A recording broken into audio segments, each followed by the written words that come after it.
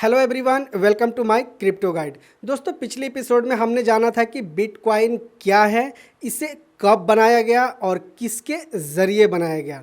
आज की इस एपिसोड में हम समझने वाले हैं कि बिटकॉइन को क्यों बनाया गया, इसको बनाने के पीछे क्या रीज़न थी। साथ ही ये भी समझेंगे कि बिटकॉइन की ब्लॉकचेन टेक्नोलॉजी या किसी भी और क्रिप्टो करेंसी की ब्लॉकचेन टेक्नोलॉजी किस तरीके से काम करती है, किस तरीके से ये डिफरेंस है हमारे ट्रेडिशनल करेंसी से। तो चलिए जल्दी से वीडियो को शुरू करते हैं, लेकिन उससे पहले आपसे एक छोटी सी रिक्वेस्ट है कि प्लीज़ अगर आपने अभी तक हमारे चैनल को सब्सक्राइब नहीं किया है तो सब्सक्राइब कर लीजिए और नोटिफिकेशन को भी ऑन कर लीजिए फ्यूचर में ऐसे ही क्रिप्टो वर्ल्ड से जुड़ी इन्फॉर्मेटिव कंटेंट को देखने के लिए। दोस्तों, इन सभी कंटेंट को देख के या क्रिप्टो करेंसी के बारे में सोच के आपके मन में ये सवाल आ रहा होगा, और सबसे जेन्युइन सवाल ये आ रहा होगा कि क्रिप्टो करेंसी को आखिर बनाने की ज़रूरत क्या थी।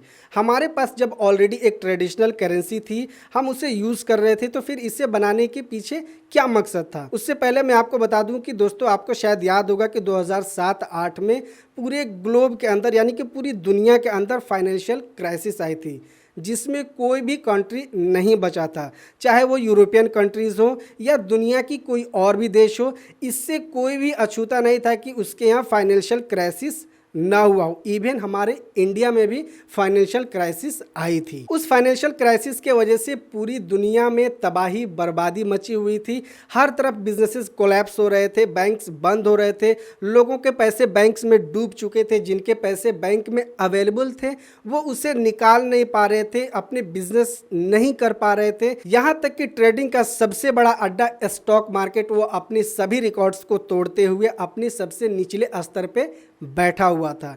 मतलब कि हर तरफ तबाही मची हुई थी। ट्रेडिशनल करेंसी की रेट इतनी ज़्यादा गिर चुकी थी कि पूंजीपति लोग बर्बाद हो रहे थे।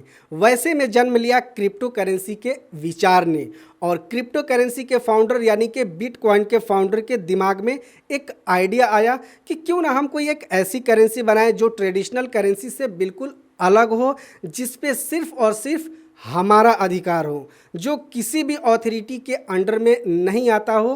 कोई भी अथॉरिटी या कोई भी एजेंसी या कोई भी गवर्नमेंट उसको हैंडल नहीं करती हो। मतलब कि हमारा एसेट है तो पूरा अधिकार भी हमारा होना चाहिए, जो कि आमतौर पे नॉर्मल करेंसी में ऐसा नहीं होता है। नॉर्मल करेंसी में एसेट तो आपकी होती है, लेकिन उसका अधिकार वहाँ की अथॉरिटी के हाथों में होता है, जिसके पास ये कंप्लीट राइट होता है कि आपके एसेट को किस तरीके से मैनेज करना है। यानी कि आपके पैसे अगर बैंक्स में जमा हैं, 10 लाख रुपए जमा हैं, तो उसे 5 लाख रुपए करने हैं या उसे 15 लाख रुपए करने हैं। ये सभी मैनेजमेंट वहाँ की अथॉरिटी के हाथों में होती है। इस तरीके से ट्रेडिशनल करेंसी का अगर ओरिजिनल मालिक देखा जाए तो वहाँ की अथॉरिटी होती है, ना कि आप होते हैं। और बहुत से कॉरपोरेट्स को भी ये दिक्कत थी कि हमारे पास क्या एसेट्स है, कितने एसेट है, ये हमारे गवर्नमेंट को पता चल जाता है। हम कहाँ कब कितने पैसे इन्वेस्ट कर रहे हैं, किस बिजनेस में कितने पैसे लगा रहे हैं, कहाँ से हमारे पास पैसे आ रहे हैं, इन सभी का इन्फॉर्मेशन हमारी अथॉरिटी के पास चला जाता है।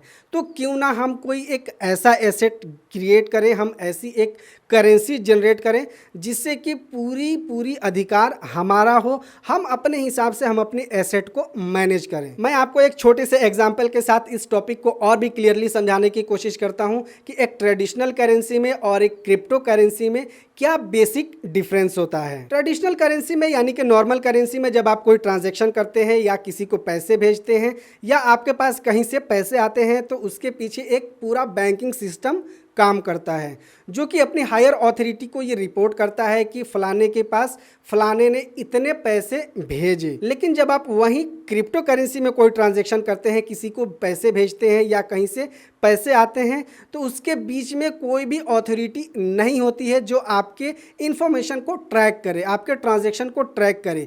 आपके ट्रांजैक्शन को सिर्फ एक कोडिंग के माध्यम से रिकॉर्ड किया जाता है, जो कि हज़ारों लाखों कंप्यूटर्स में रिकॉर्डेड किया जाता है, लेकिन उसे कोई भी नहीं देख सकता, उसको ट्रैक कोई भी नहीं कर सकता। कितने अमाउंट गए, कितने अमाउंट आए, इसकी इन्फॉर्मेशन रिकॉर्ड होती है। किसको भेजे गए और किसने किसको भेजा, ये आइडेंटिफिकेशन इसमें डिस्क्लोज नहीं होती है। तो ये एक बेसिक डिफरेंस है एक ट्रेडिशनल करेंसी में और एक क्रिप्टो करेंसी में, कि आपके ट्रांजैक्शन की रिकॉर्ड क्रिप्टो करेंसी में किसी भी अथॉरिटी के पास नहीं जाती है, आपकी आइडेंटिफिकेशन बिल्कुल भी डिस्क्लोज नहीं होती है। इन्हीं सभी इश्यूज को ध्यान में रखते हुए क्रिप्टो करेंसी के फाउंडर ने, बिटकॉइन के फाउंडर ने एक डिजिटल करेंसी की इन्वेंट की, जिसके पीछे सिर्फ एक ही रीज़न था कि एसेट हमारा तो पूरा अधिकार भी हमारा होना चाहिए, ना कि किसी अथॉरिटी का, किसी गवर्नमेंट का। लेकिन यह काम इतना आसान भी नहीं था। अगर क्रिप्टो करेंसी के फाउंडर इसको फिजिकल वे में क्रिएट करते तो बहुत सारी चुनौतियों की सामना करनी पड़ सकती थी, जैसे कि नोटों को छपवाना, फिर उसे डिस्ट्रीब्यूट करवाना, फिर उसको मैनेज करने के लिए भारी भरकम सिस्टम की ज़रूरत पड़ती। इसी वजह से क्रिप्टो करेंसी के फाउंडर ने इसे डिजिटल वे में क्रिएट किया ताकि एक जगह से इसको मैनेज किया जा सके। इस क्रिप्टो करेंसी के पॉपुलर होते ही दुनिया के सभी ट्रेडिशनल करेंसीज अथॉरिटीज़ को किरकिरी होने लगी थी, क्योंकि बड़े बड़े इन्वेस्टर्स इसमें से अपने पैसे निकाल के, ट्रेडिशनल करेंसी से अपने पैसे निकाल करके क्रिप्टो करेंसी में इन्वेस्ट करने लगे थे। शायद यही वजह है कि क्रिप्टो करेंसी के फाउंडर ने अपनी आइडेंटिफिकेशन को आज तक हाइड की हुई है। तो आई होप कि ये सारी जानकारियां आपको हेल्पफुल लगी होगी, आपको ये क्लियरली समझ में आ गया होगा कि क्रिप्टो करेंसी को क्रिएट करने के पीछे क्या रीज़न थी। आपसे अगर कोई भी पूछे कि क्रिप्टो करेंसी की क्रिएट करने के पीछे मेन रीज़न क्या था, तो आप आसानी से अब ये बता सकते हैं कि क्रिप्टो करेंसी को क्रिएट करने के पीछे एक ही रीज़न था कि एसेट हमारा तो कंप्लीट अधिकार भी हमारा होना चाहिए। वीडियो अगर आपको इन्फॉर्मेटिव लगी हो तो इसे लाइक शेयर ज़रूर करें। साथ ही अगर आपने चैनल को अभी तक सब्सक्राइब नहीं किया है तो प्लीज़ सब्सक्राइब कर लीजिए और नोटिफिकेशन को भी ऑन कर लीजिए। मिलते हैं नेक्स्ट वीडियो में किसी नई टॉपिक के साथ। जय हिंद।